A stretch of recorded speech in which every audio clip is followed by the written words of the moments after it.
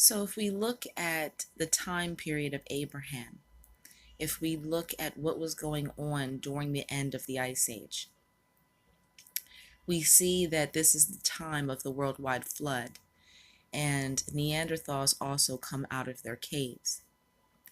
This is also the time that Abraham leaves the land of Ur and he goes into the land of Canaan.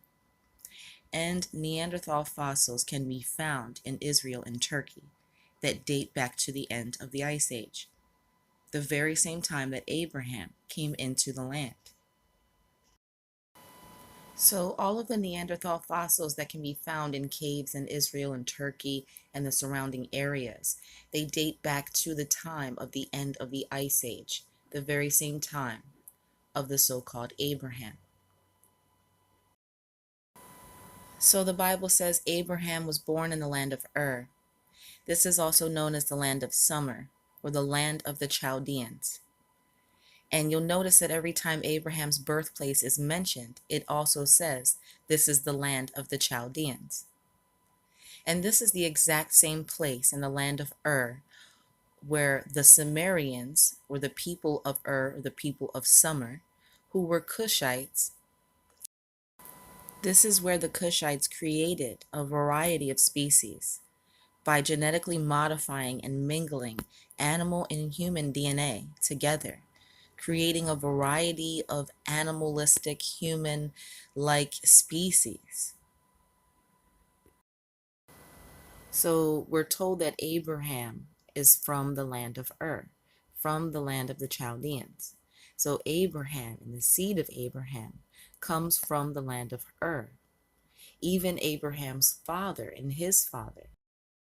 And if we go further back before Abraham all the way to Noah, we're told in the story of Noah that Noah and his family repopulates the earth, and Abraham comes from Noah, right?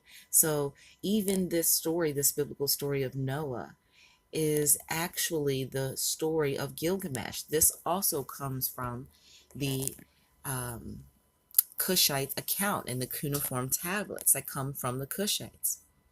So the very same people who were genetically modifying these creatures, and Abraham comes from the land of the genetically modified creatures, these very same people are the ones who give us the real flood account.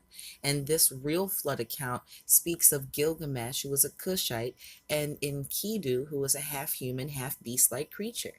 So again, the same people who are genetically modifying animals and human DNA in the land of Ur also give us the real flood story.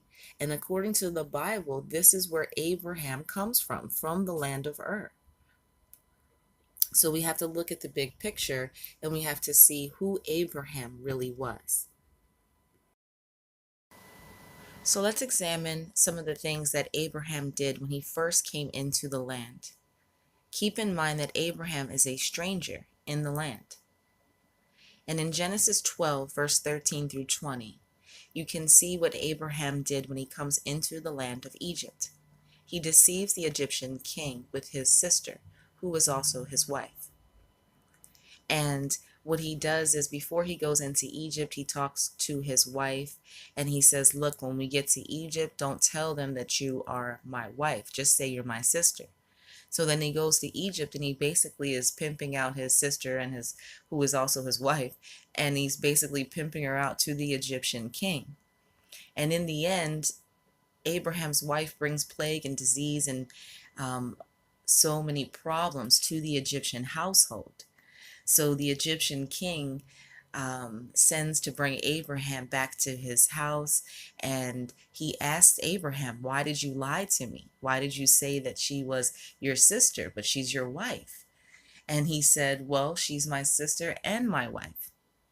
And in the end, Abraham and his wife left with cattle and gold and silver, and they left Egypt rich. As the Bible says, Abraham left Egypt a rich man. So what does Abraham do? He does the same thing again, just a few pages later in the Bible. He goes into the land of Gerar, which is Israel. And once again, he uses his wife and pimps his wife out to the king of the land and brings plague and famine and disease to the land of Israel. And the king of Israel said the same thing to Abraham. Why did you lie to me and tell me she was your sister? And Abraham said the same thing again. She's my sister and my wife.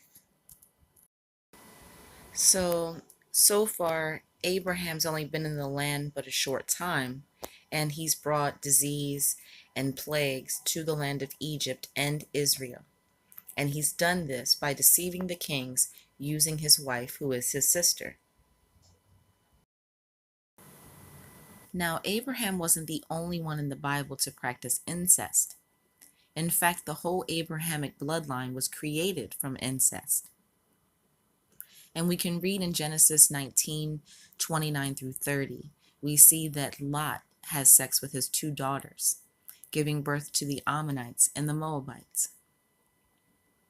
After God destroyed Sodom and Gomorrah, Lot leaves and he goes back to his cave with his two daughters. So I want to show you the association between the Abrahamic seed and the cave beasts, or the Neanderthals. Because remember that all of those Neanderthal fossils that can be found in the caves in Israel and Turkey, they all date to the time that Abraham came into the land. So the Bible tells us in Genesis chapter 23 that Abraham uses all of the gold and silver that he got from Egypt to buy a cave in Israel. He bought the cave from Ephron, the Hittite. Keep in mind that the Hittites are an Indo-European tribe that invaded the land of Hatti, aka Turkey, during the time that Abraham came into the land. So the Hittites are invaders as well. So again, we find the Neanderthal fossils in Israel and in Turkey, and we have a Hittite of Turkey selling the land or the cave to Abraham in Israel. Keep in mind that the land of Israel was Egyptian territory, and no Hittite invader had the right to sell any of the land in Israel.